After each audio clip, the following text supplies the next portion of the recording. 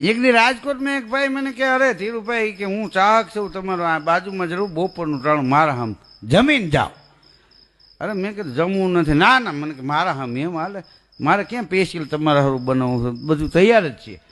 મેં એનો ભાવ જોયો કીધું હાલો ને જાય. અમે ડેલીમાં ગયા હતા તો એની કરવાળી 3 છોકરાને ધબધબાટી બોલે.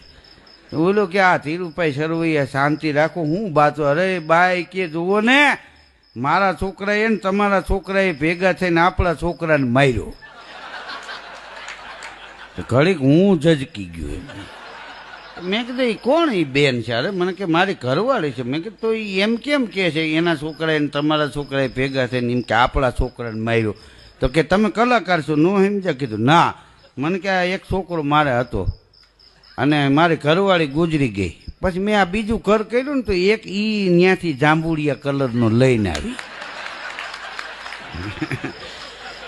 અહીંયા જે હતો એ મને કે મારો, ઈ ત્યાંથી લઈ આવી ઈ એનો, અને આ સટાપટાવાળી સડીવાળો રહ્યો ને એ અહીંયા આવીને થયો ઈ આપણો.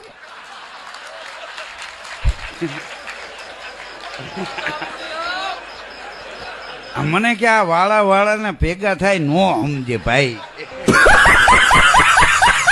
એક દી